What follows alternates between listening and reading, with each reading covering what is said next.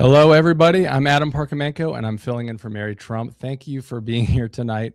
And excuse my voice. I'm getting over a little bit of a cold as well. And we just had a new baby boy who is healthy, and everything is awesome. Today felt less like a congressional oversight and more like a masterclass in evasion. You had victims standing in the room. You had members of Congress asking direct questions. And you had the Attorney General of the United States pivoting to the stock market numbers like she was doing a cable news hit instead of answering for redactions in the Epstein files. And at the same time, House Republicans are moving a bill that would make it harder for millions of Americans to vote in the name of quote unquote election integrity. So despite voter fraud being statistically microscopic, tonight we're talking about accountability. We're talking about transparency. We're talking about who government is actually protecting. Because if people in power won't answer questions, they won't face victims, literally, they won't turn around and face them, and won't defend democracy, then what exactly are they doing? As the good Trump says, yes, Mary Trump. Let's dive in.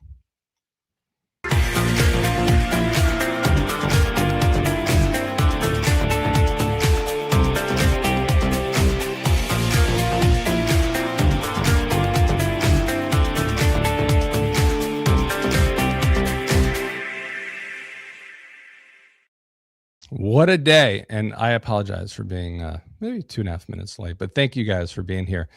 U.S. Attorney General Pam Bondi faced sharp criticism on Capitol Hill today during tense House Judiciary Committee hearing over the Justice Department's handling of Jeffrey Epstein files. Let's take a look at this slide.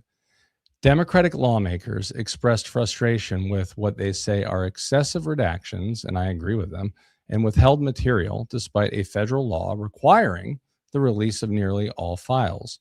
The Justice Department says it has been transparent, but cites legal privileges for declining to publish certain documents. Now, Representative Jamie Raskin, who, by the way, as I was watching this morning, I said, if only everybody in the Democratic Party spoke exactly like Jamie Raskin was right now to Pam Bondi. Jamie Raskin accused, and I'll say that he's telling the truth, Bondi of siding with perpetrators over victims, while Bondi defended the department's actions and said she has spent her career fighting for victims. Now, this first clip is an example of how it went.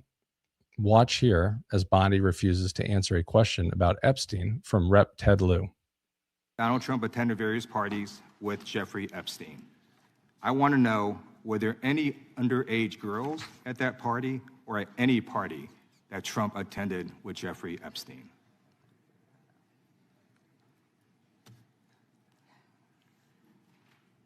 This is so ridiculous, and that they are trying to deflect from all the great things Donald Trump has done. There is no evidence that Donald Trump has committed a crime. Everyone knows that. This has been the most transparent presidency. He's the one that asked that those files. I'm reclaiming my time. I got your answer. You said there's no evidence. Trump asked Mr. Chairman, please stop the clock. Stop the clock. The legislation. This is Time belongs to the gentleman from California. Okay. I'm going to put up another document from a witness who called the FBI's National Threat Operations Center, because I believe you just lied under oath. There is ample evidence in the Epstein file. Don't you ever accuse me of a crime. I believe you just lied under oath, and this is on videotape. You said there's no evidence of a crime. I'm showing you, here is a witness statement who called into the FBI's Threat Operations Center. He drove Donald Trump around in a limo. He overheard what Donald Trump said to Jeffrey on his cell phone. He was so angry, he was going to stop the limo and hurt Donald Trump. And he met a girl who said she was raped by Donald Trump and Jeffrey Epstein. She later had her head blown off, and officers at the scene said that could not have been suicide. No one at the Department of Justice interviewed this witness. You need to interview this witness immediately. Epstein should rot in hell, so should the men who patronized his operation. And as we say here today, there are over 1,000 sex trafficking victims, and you have not held a single man accountable. Shame on you. If you had any decency, you would resign right after this hearing concludes. The gentleman has expired. Profound and incredible. And he's right when you think about it, right? They arrested, indicted one individual who they claim committed suicide as Donald Trump was president. And the only individual who has been indicted is in prison for all of this is a woman. Now, that woman, Maxwell, deserves to be in prison. However, it doesn't make any sense. You can't run the Justice Department like it's a PR firm. When a member of Congress asks a direct question, especially a authoritative one like Ted Lieu, all right, about redactions in the Epstein files, the American people deserve a direct answer. Evasion isn't strategy. It's a confession on her part. Now, here's another moment when Maryland Representative Jamie Raskin, who, by the way, is a treasure that we must protect at all costs in our party, Raskin intervened after Bondi refused to directly address a question from Jerry Nadler. Watch this. You can let her filibuster all day long, but not on our watch. Not on our time. No way. And I told you about that, Attorney General, before you started. You don't tell me. Yeah, I did tell you because we saw what you did in the Senate. You're not even a lawyer. Committee will be in order. Time, and I should get back at least 45 seconds. We will give you a few more seconds. I said that already. 45 seconds. That, for those of you that were watching live, that was early on. I mean, literally, like right off the bat is when this all started happening. Jamie Raskin wasn't grandstanding. He was doing oversight. He does it very well. He did it during some of the worst moments of his life when he had serious family problems, when he was overcoming health issues. And the fact that it took another member stepping in just to get a straight answer tells you everything about how this hearing was being handled. Bondi came prepared, right? But not with answers. She relied on preloaded lines and opposition-style one-liners to target lawmakers, repeatedly sidestepping direct questions as exchanges frequently turned into shouting matches. By the way, provoked by her. I think back to the start of this hearing when Zoe Lofgren, who couldn't have been any more civil and calm, started getting attacked by her. Many started wondering what was Pam Bondi on, the same way that we see Marco Rubio and others doing things publicly. This wasn't oversight. It wasn't a fight. It was very reminiscent of when Bondi testified before the Senate. Today, instead of directly addressing concerns about redactions, she literally pivoted to rebuttals and attacks, even suggesting lawmakers should be talking about how high the stock market is. I know many of you guys saw that.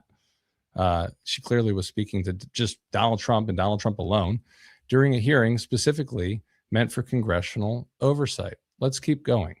This is one of many examples of Bondi devolving into shouting at the hearing. Watch this back and forth between the AG and Jamie Raskin.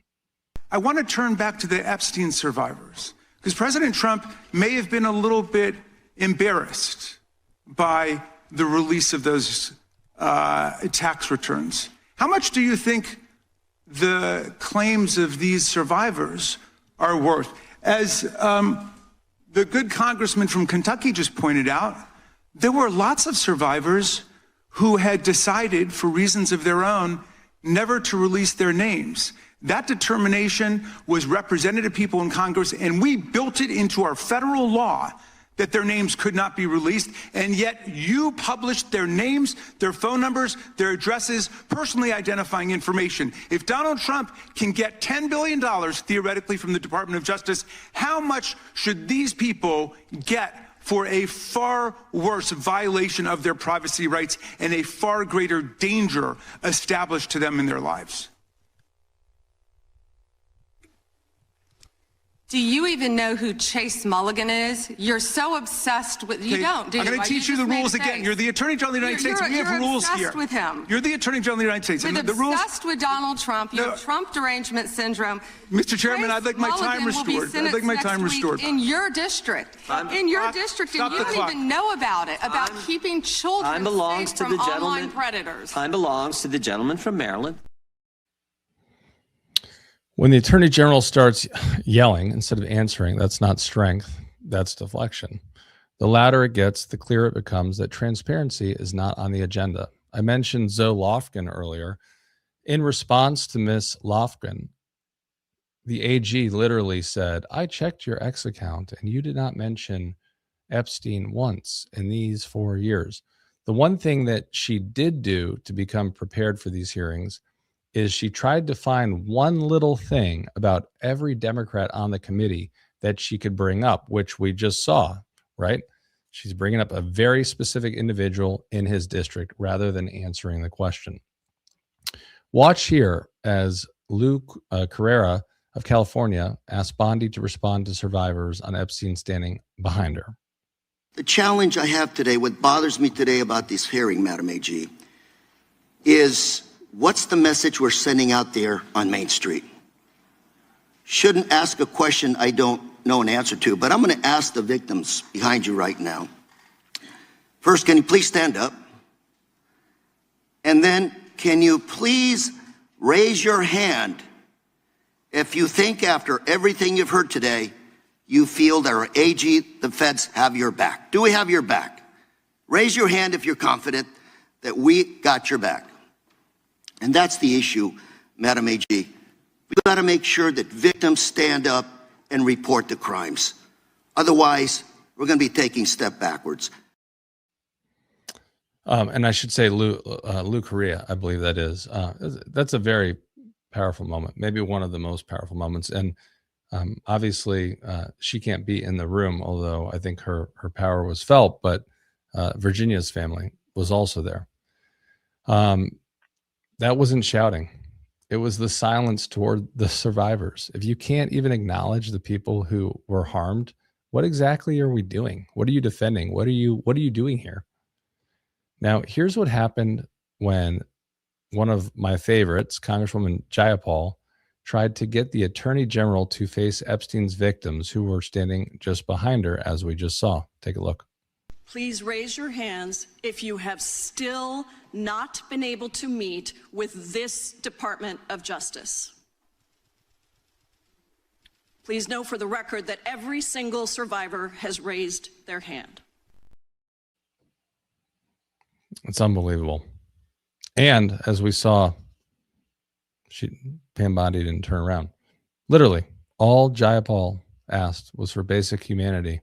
Turn around, look at them. That shouldn't be controversial. The refusal speaks volumes. Now, here is Bondi attempting to shift the focus away from the Epstein files during the hearing. Take a look. The Dow is over $50,000. I don't know why you're laughing. You're a great stock trader, as I hear, Raskin. The Dow is over 50,000 right now. The S&P at almost 7,000. And the NASDAQ smashing records. Americans' 401ks and retirement savings are booming. That's what we should be talking about. We should be talking about making Americans safe. We should be talking about, what does a Dow have to do with anything? That's what they just asked. Are you kidding? Mr. Jordan, Mr. Jordan. Committee will be in order. Mr. Jordan, am I going to get an extra 45 seconds added to my time? The committee will be in order. The time belongs to the gentleman from Texas. Ms. Bondi, the Attorney General can respond. Thank you. The Dow has shattered 50,000 for the first time. This is crazy. They said it couldn't be done in 4 years, yet President Trump has done it in 1 year. I mean, all right. When oversight turns into a Dow Jones update, you know someone is dodging. The stock market isn't on trial. The Justice Department's transparency is. The administration has repeatedly said it intends to target groups it has designated as domestic terrorists. Now, Mary Gay Scanlon of Pennsylvania pressed Bondi on whether the Justice Department would provide that list. Here was her response. Can we assume that you or persons under your direction at the Department of Justice have prepared that list of groups or entities who are designated as domestic terrorist organizations? And I just remind you, that's a yes or no question. Did you prepare the list? I'm not going to answer it yes or no, but what I will say is I know Antifa is part of that. Okay. I will talk to you about I'm that. reclaiming and on my time. February I 5th, asked you 2025, whether you an prepared Antifa member a was list. arrested in Minneapolis I'm federal reclaiming court for my cyber time. stalking. Did you they have ask a a question list? and don't want an answer. The answer is yes or no. Time belongs to the gentlelady from Pennsylvania. Gentlelady can proceed. Okay. So will you commit to providing this committee with any list of organizations that you have recommended be designated as domestic terrorist organizations? We will comply with the law in all matters. Will you commit to provide this committee with your list of entities that you recommend be designated as domestic terrorist organizations? I'm not going to commit to anything to you because you won't let me answer questions. Okay. She really cares about the American people. You can't threaten to label groups as domestic terrorists and then refuse to define who you're talking about. That's not law enforcement. That is intimidation dressed up as policy. Now, here is Bondi attempting to waste the time of Republican Rep. Thomas Massey of Kentucky, who many of you know. And I will say, despite the fact that we don't always agree with him, one of the many reasons that we're here today is because of him and Ro Khanna stepping up during Massey's questions regarding Epstein. This is pretty much how today went. Take a look. Who's responsible? Are you able to track who in your organization made this massive failure and released the victims' names? Are you able to track who it was that obscured Les Wexner's name as a co-conspirator in an FBI document? Do you have that kind of accountability? I believe Wexner's name was listed more than 4,000 times. Yeah, I already told you that. This is where he's listed as a co-conspirator. Can I finish my answer? Come on, let me finish my answer. We corrected that within 40 minutes. He was already, you're acting like everybody's trying to cover up Wexner's name. Reclaiming my time. I'm going to answer this question. Reclaiming my time. Mr. Chairman. This is how this works. Can I have my time back? Mr. Chairman. The gentlelady can give her answer. The time belongs to the gentleman from Kentucky. All right, I'm reclaiming my time. Can I give my answer? So I'm going to put the language of the bill up on the screen. Chairman, may I give my answer on that? It's a political joke, and I need to give my answer on that. We'll let the Attorney General respond, and then the gentleman can move to his next question. It's my time. Within 40 minutes, you asked me a question. Within 40 minutes, Wexner's name was added back. Within 40 minutes of me catching you red-handed. There was one redaction out of he's over listed as a co-conspirator. 4,700, and we invited you in. This guy has Trump derangement syndrome. He needs to get, you're a failed politician. Gentlemen, You need to I get want on you to these watch the video. matters. Mr. Chairman, please restore his time and remind the witness of the rules here. Okay, Massey spoke to reporters during a hearing break. Let's watch. I provided the evidence today that shows that his statements were false under oath. Kash Patel's statements were false. They are in possession. They were in possession at the time, and they're still in possession of evidence that other men participated in the sex trafficking. Attorney General Bondi didn't seem to directly answer that question. I mean, what do you make of what she did say? She didn't answer anything. She came here just ready to talk about the Dow Jones and the NASDAQ, which seems kind of crazy to me. When even Republicans are frustrated, that tells you this is not partisan. It's institutional. Chaos benefits no one except the people trying to avoid accountability. Now, here is Bondi telling Georgia Representative Hank Johnson that his time is up. This is pretty unbelievable. How many lives have been derailed because your department was either sloppy and incompetent or willfully trying to intimidate and punish these ladies for coming forward? The time of the Which gentleman, was it? The time of the gentleman has expired. The gentleman yields back. The chair now. Okay, so the Attorney General doesn't control congressional time. That moment wasn't just disrespectful. It showed a fundamental misunderstanding of who answers to whom. Now, Rebecca Ballant of Vermont, I believe I got her name right. This is what I love about these hearings. I was not familiar with her before the hearing. but I am after. I just need to make sure I get her name right.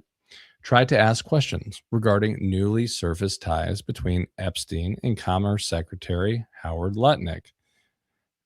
But Bondi didn't have an answer. Let's take a look. Vermont. Was the president aware of Secretary Lutnick's ties to Epstein when he chose him to lead the Department of Commerce? Was he aware? Chris Malin was a Border Patrol agent. Okay, so I'm going to conclude that the president, in fact, did know about his ties because he was the next door neighbor. Shame on you. Oh, for goodness sakes. You're this from is a tiny, pathetic. beautiful This is state. pathetic, The Mr. committee will Chair. be in order. I am not asking trick questions here. You The got your American 5 people minutes. have a right to know the answers to this. These are senior officials in the Trump administration. This is not a game, Secretary. I'm Attorney General. My apologies, I couldn't tell. Perfect response. And Pam Bondi literally came with one thing for every district that she thought was going to work out here. Okay. Now, if there are newly resurfaced or surfaced connections, the answer shouldn't be, I'm not aware. It should be, we're investigating. Accountability requires urgency. And then it got worse before she got up and walked out of the hearing. Let's watch. Curious if you, Congresswoman, asked Bill Clinton that. Didn't see one tweet, not one. I didn't see one tweet when Joe Biden was in office about Bill Clinton. Didn't ask Merrick Garland anything about Epstein, not once when he was. Weak sauce. And also, I want the record to reflect that, with this anti-Semitic culture right now, she voted against a resolution condemning. Oh, from the is river- Jewish. I just want to be As clear. anti- Do you want to go there, Attorney time General? belongs Or to do the you want to go there? Are Time you belongs to the serious? gentleman Talking from about South anti-Semitism Carolina. to a woman who Lady lost her grandfather in the Holocaust? Really? The committee will be in order.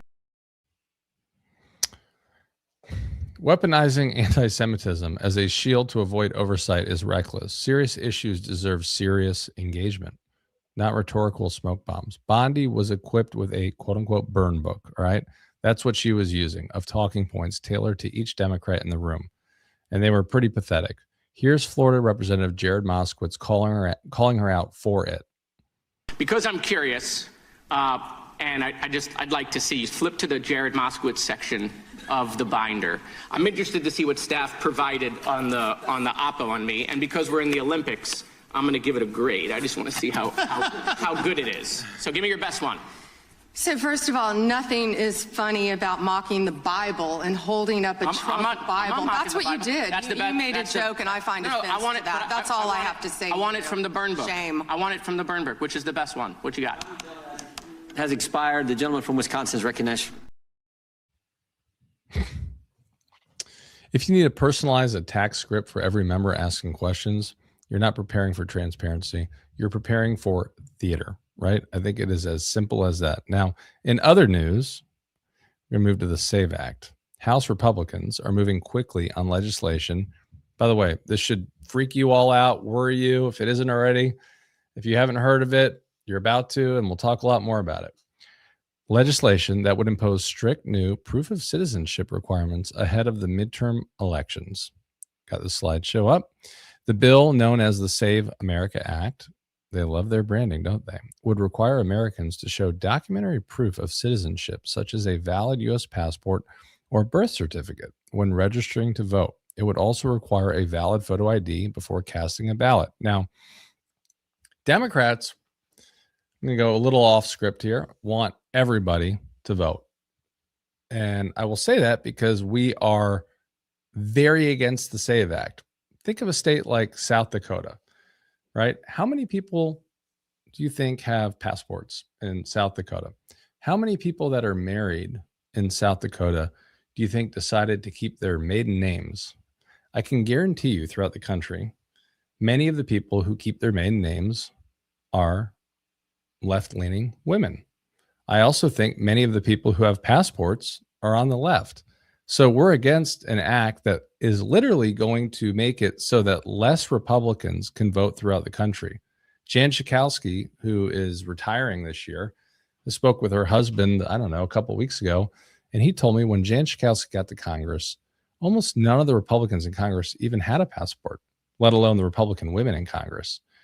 Traveling abroad just was like not a thing, you know? Now, obviously, there's delegations and so forth. But if they actually think that this is going to help them, it's not. It's going to not only hurt Americans, it's going to hurt Republicans. But we are still against the SAVE Act. Now, Republicans argue the measure is necessary to prevent voter fraud, which, as we know, doesn't exist. And when we hear of a case, it's one woman in Iowa who tried to vote a couple times for Donald Trump. But Democrats and voting experts warn it could disenfranchise millions of eligible voters by making registration more complicated. It's just obvious. That's what it'll do. Federal law already requires voters in national elections to be U.S. citizens, but it does not require documentary proof. Experts note that voter fraud is extremely rare. We know that. And very few non-citizens are found on voter rolls. Voting experts estimate that more than 20 million voting-age citizens do not have proof of citizenship readily available, and nearly half of Americans do not have a U.S. passport. Now, many of you watching, you may have a copy of your birth certificate. I don't know that I even have one now. I was born in Washington, D.C. I would probably have to go and pick up another copy of it. Votebeat.org reports, and we'll throw this up, some women who change their last names after marriage might not have documentation that matches their current name. And I think there's a lot of them out there, which could make it harder to meet the strict proof of citizenship that is required under this bill. This morning, in an ultimate state of projection, of course, Speaker of the House, too bad we have to call him that, hopefully not much longer, Mike Johnson spoke to Fox Business State TV about why he thinks this legislation is important. Take a look. Speaker, what answers do you get when you speak with your colleagues on the left about this? They don't have any logical answer. You've drawn the obvious conclusion. They want illegals to vote. That's why they opened the border wide for 4 years under Biden and Harris and allowed in all these dangerous people. It was a means to an end. The end is maintaining their own power. Their policies are so unpopular. They are refuted and repudiated at the ballot boxes over and over. And so they feel like they've got to cheat. Frankly, that's it. They've got to allow illegals to participate in elections so that they can continue to win. We've got to stop that, and we have an obligation and a duty to do it under the Constitution. It is existing federal law that only American citizens can decide American elections, and we've got to make sure that we can enforce that law, and that's what this is all about. So it's a very important battle for the future of the country, and we are not going to let up on it. That's unbelievable. I don't know if this guy is going to be speaker before the elections. I mean, based on the retirements, hopefully we get a few Republicans who don't just announce their retirement, but they announce their retirement immediately, which, you know, let's give credit to Marjorie Taylor Greene. If for anything, she didn't just wait until November. She left. Now, when fraud is statistically rare, but access becomes statistically harder, the goal isn't security, it's restriction. Laws like this don't protect democracy. You all know that. They narrow it. Now, one of my favorite moments, and I'm really excited after this for questions, and then we have a little bonus thing that I think Lexi and Dennis may have put together. Thank you guys. The emotional support moment. So with that, we've reached the probably what I need after overnighting a couple days with the new baby, our emotional support moment. And after all this craziness, let's take a look in a moment to unwind.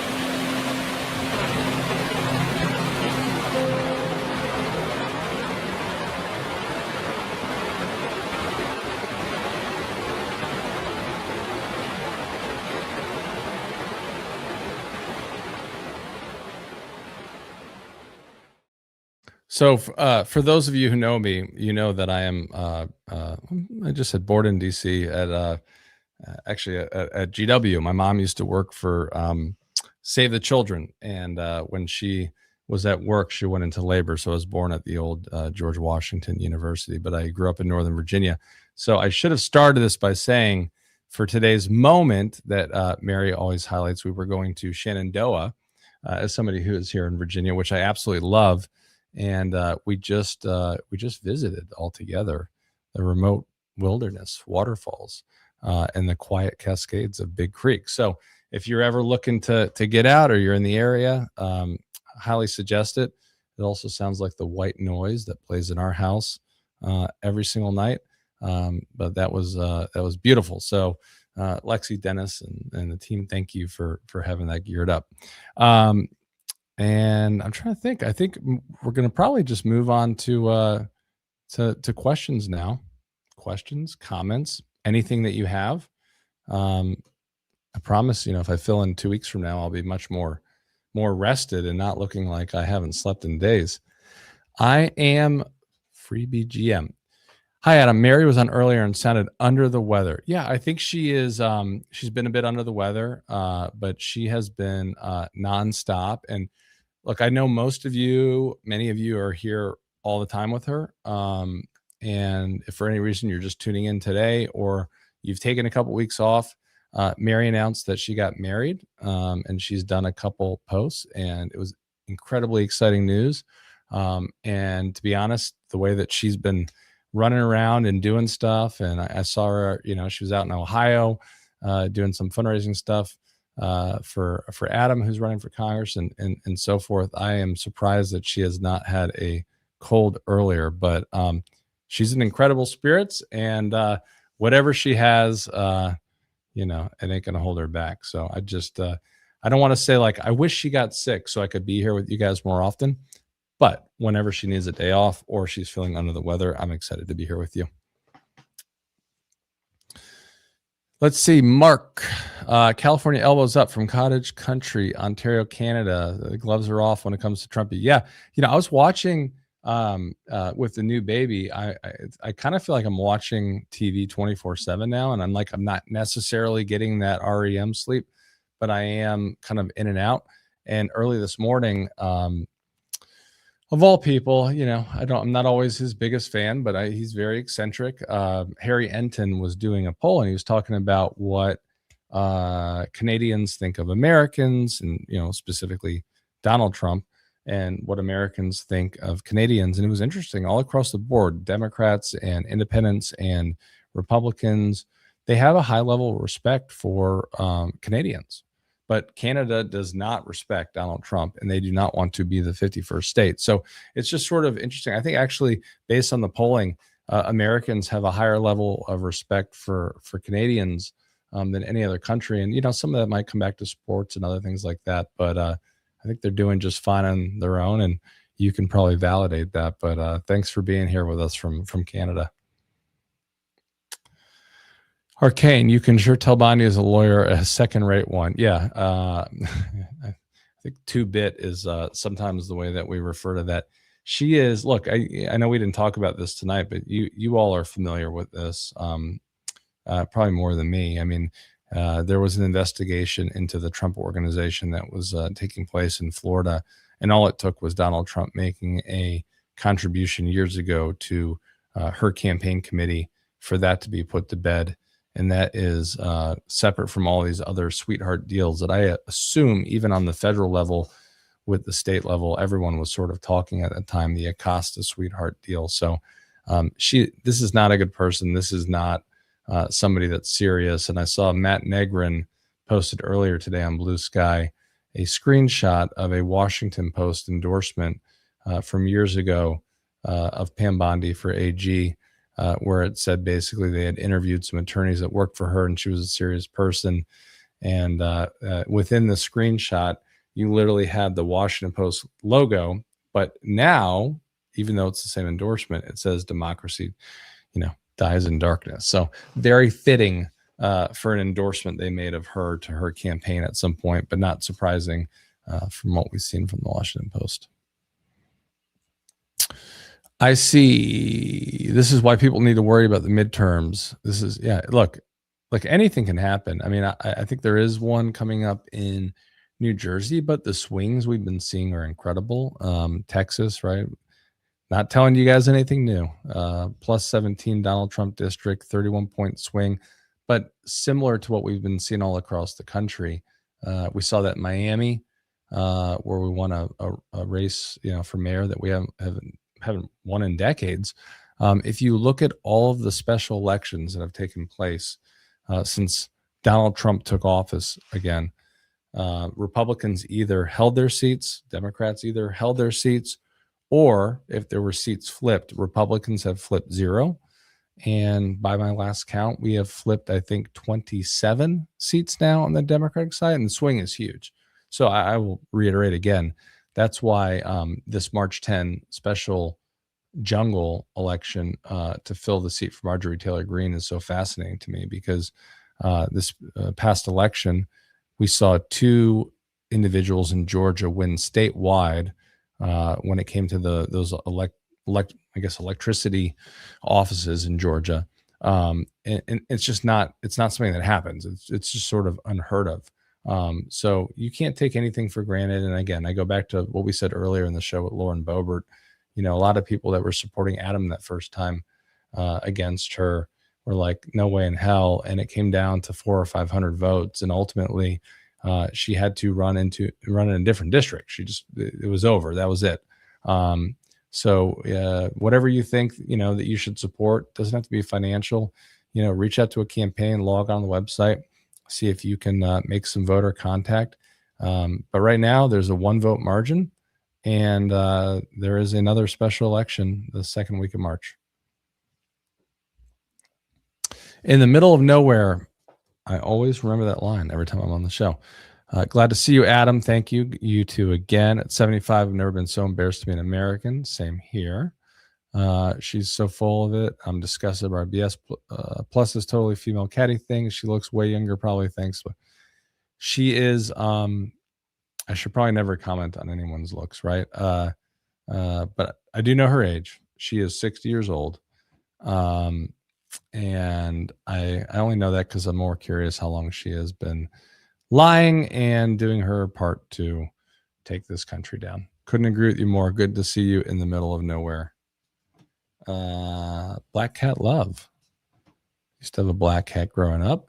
The fact that Bondi wouldn't acknowledge the Epstein victims tells us everything. Yeah, I mean, it's like a slam dunk, right? It's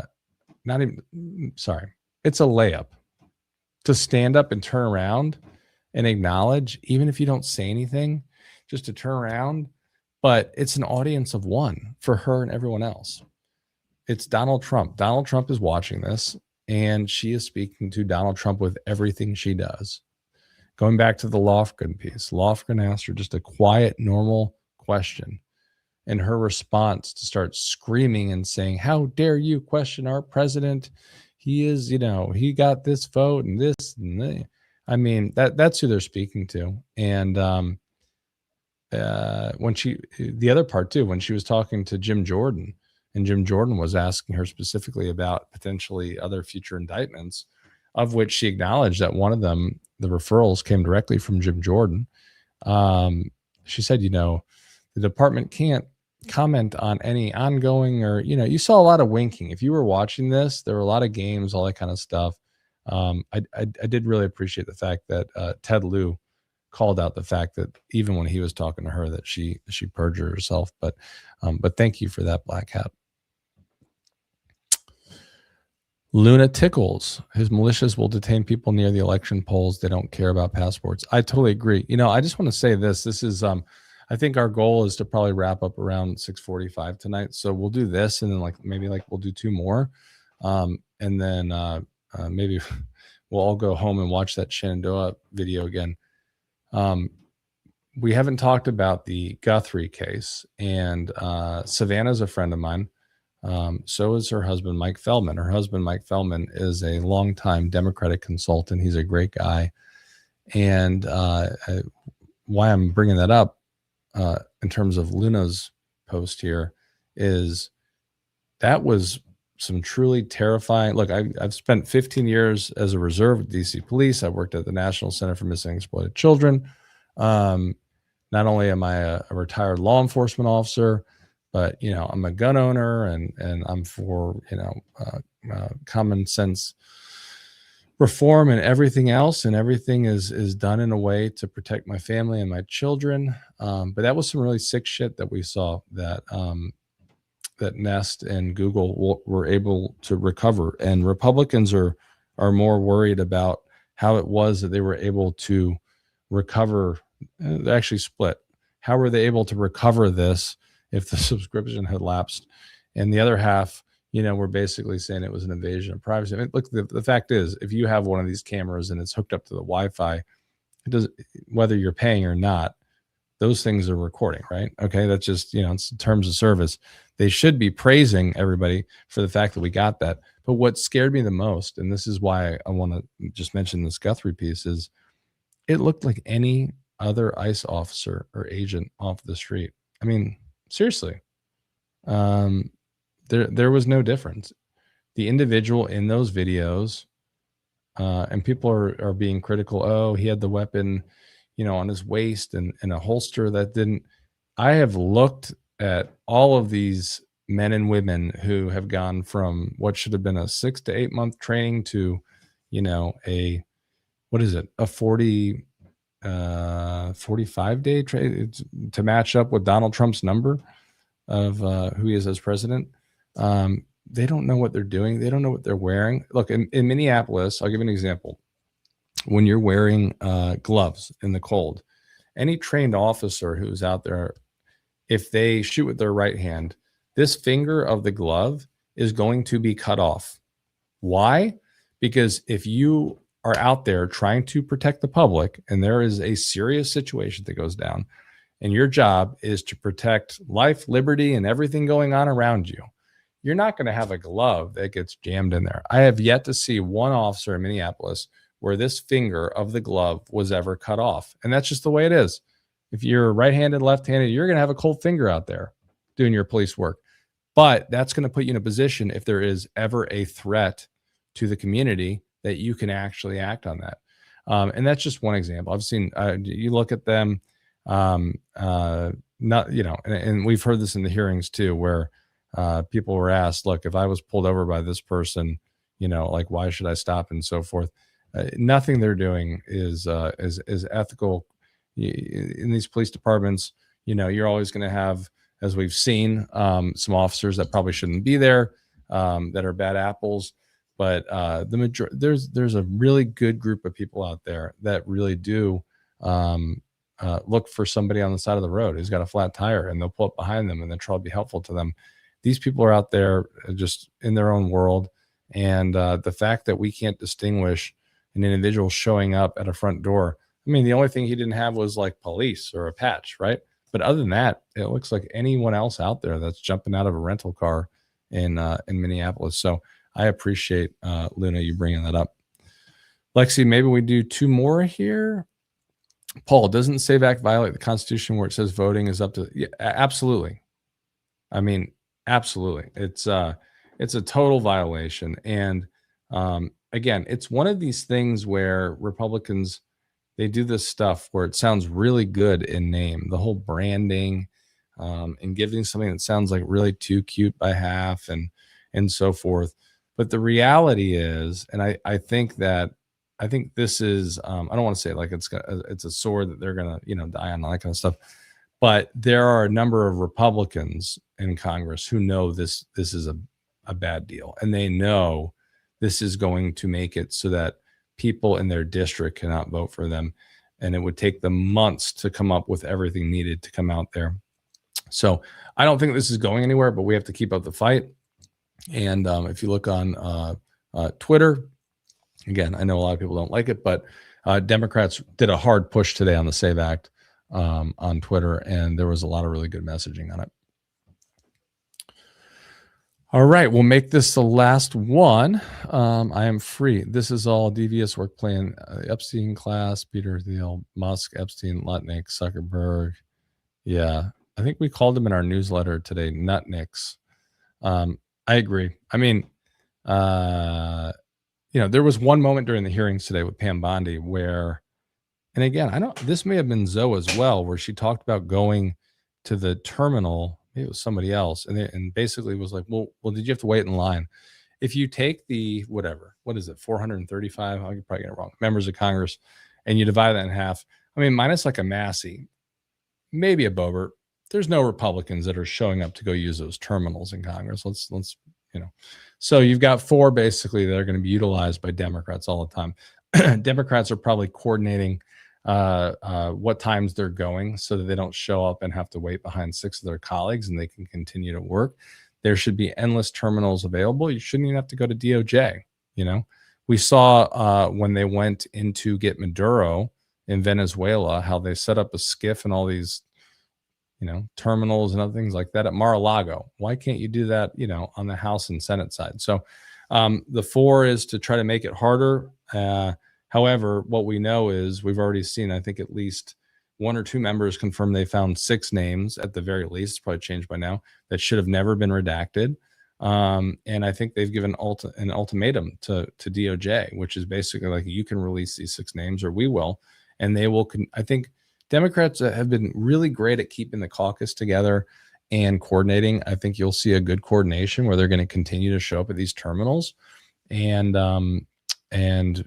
put their time in, since basically they're only allowed to show up.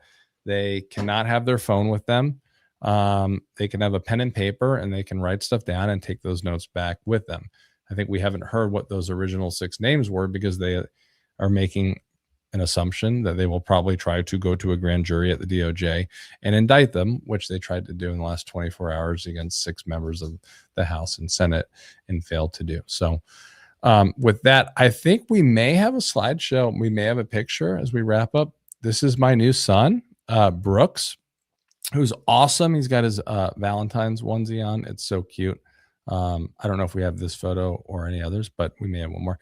But he's awesome. And he was born on January 22nd. He was almost 9 pounds and 2 feet.